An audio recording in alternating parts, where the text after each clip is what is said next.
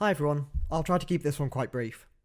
Viewers of my Napoleonic content on the Prussian army of 1813 will no doubt be aware of the figure manufacturer Calpe Miniatures, whose range I've mentioned several times now, most recently to wax lyrical about their sheer variety of sculpts for Prussian reserve infantry, featuring all manner of different uniforms. Their figures really are fabulous. As well as producing ranges for late French in the Bardin regulation uniforms and Saxons, suitable for the period of 1810 to 1815, Calpe offers by far the most comprehensive range of Prussian miniatures out there. Not only can you find a staggering array of different units and uniform options, but there's tons of variety as well between different poses within each type, ensuring lots of variety across the miniatures in your battalions or regiments. This even extends to alternative codes based on the style of cuff worn by different units of Schutzen. It really is a treasure trove for the button counters amongst us. This approach is, it seems, core to the DNA of the company. As it says in a small blurb on the website, Calpe Miniatures was started in 1994 after experiencing years of frustration collecting Napoleonics. No set of figures was ever complete, musicians and NCOs were often overlooked, and key formations were labelled not financially viable and never made. Now, in an odd twist of fate, just 2 days after I uploaded that video about the Prussian Reserve Infantry, where I go on about the range available from Calpe, there appeared a small update on the website, posted by Peter Fitzgerald himself, to announce his imminent and well-deserved retirement from the industry, after close to 30 years of figure design and manufacture. Now, Calpe is a one-man operation, which leaves quite a big question mark over the exact future of the range. Peter's hope, he says, is to pass figure production on to someone else, or, if that fails, to sell the business, adding that he's currently in talks with another manufacturer who may want to continue production of the metal figures. This doesn't mean an immediate halt in production. Peter has said he will carry on until he comes to an agreement with another manufacturer. Nor does it mean an end to his sculpting days, even after such an agreement is reached.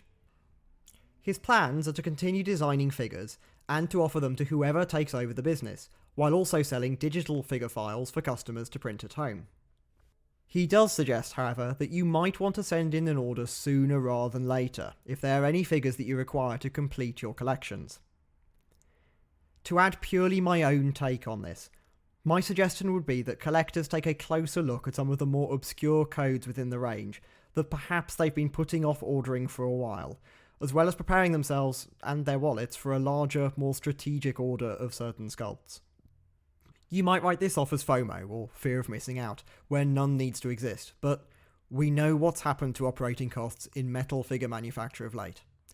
Peter himself mentions as much when explaining that digital sculpting is a useful way to circumvent the increasing cost of metal, postage, and rubber for the moulds.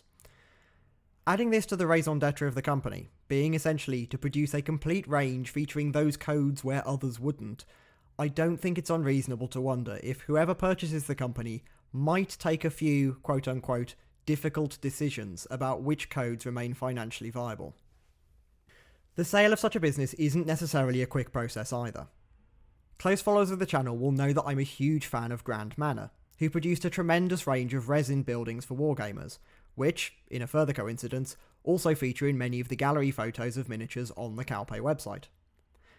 Another one-man operation, I believe, its owner, Dave Bodley, similarly retired last year, and has been in the process of selling the business for some time now. It's been about 6 months so far since the website closed for sale of products, without much news on a buyer. So all of this is to say, show some support to Peter at Calpe, and if you have been putting off an order for a while, now is probably a good time to spring into action. I'll personally be picking up some of the Prussian command stands, some mounted officers, and some casualty sculpts. For those unfamiliar with ordering from Calpe, it's not the most straightforward process.